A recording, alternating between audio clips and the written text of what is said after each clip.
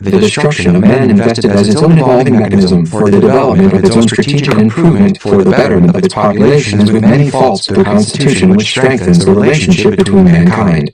It dissipates the immoral tendency of translating one's thoughts to his immaculate words. What you are saying and imagining in your head is not the same thing in concept as the things happening outside your mind. You see it one way in your mind, but when it comes to speaking or acting on it, the opinions of others, the beliefs of others, the thinking of others dismantle the confidence which has been building up in the worried man. But there are exceptions, not being worried and watching your own words. Hence, what you say to the other man will bounce in a mirror and reflect what goes in your thinking. That is why no matter how worried you are, when you are without shame, the most difficult thing to listen to are your own words, words that lead to the manifestation of new circumstances within your field of experiences.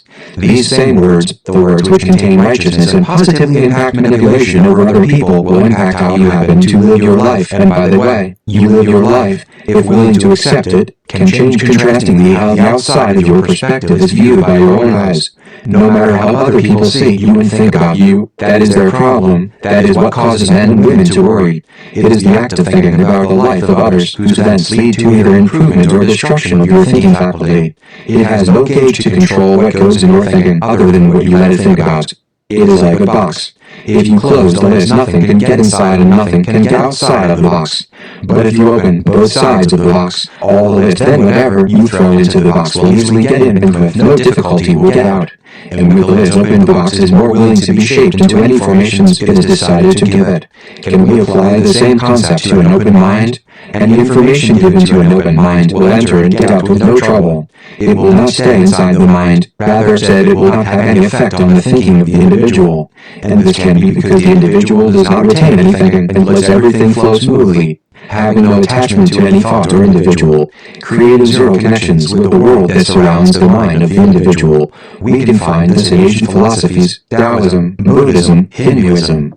Yet thinking, with capital T, requires its content in its important section in the following pages. It is one of the most exercised yet one of the most beneficial artistic faculties a human mind can ever master, yet the most stressful if not taken proper care of.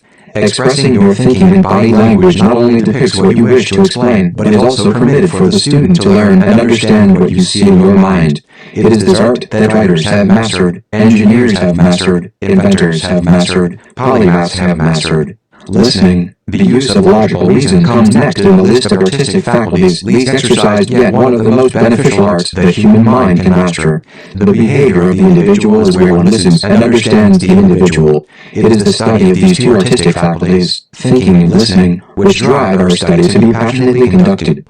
We must establish a fundamental concept for the understanding of cultural thinking. Perhaps after multiple cultures have been studied, we will be able to find why each culture is raised in different paradigms, yet most of these convey the same ethics, the same morals, and the same values to distinguish a mature from immature.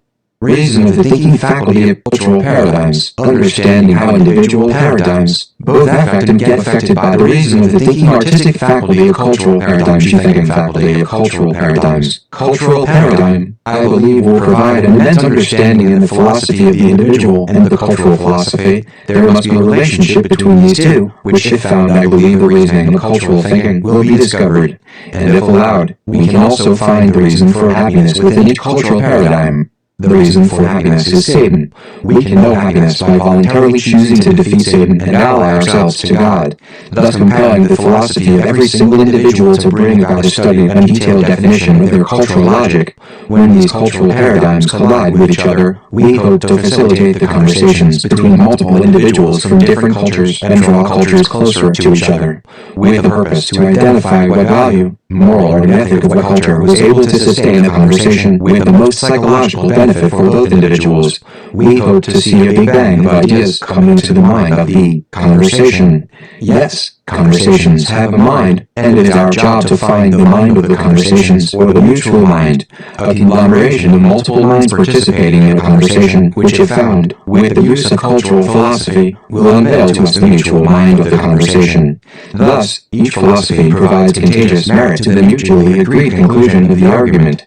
The purpose of the cultural study for moral, ethical, and integral conversations is to explore and comprehend how culture and language affect the philosophy of conversations. The the purposes promoted for the cultural study for moral, ethical, and integral conversations carried with a happy and even more meaningful purpose, the purpose for the accomplishments of the purposes. This purpose is the creation of leaders.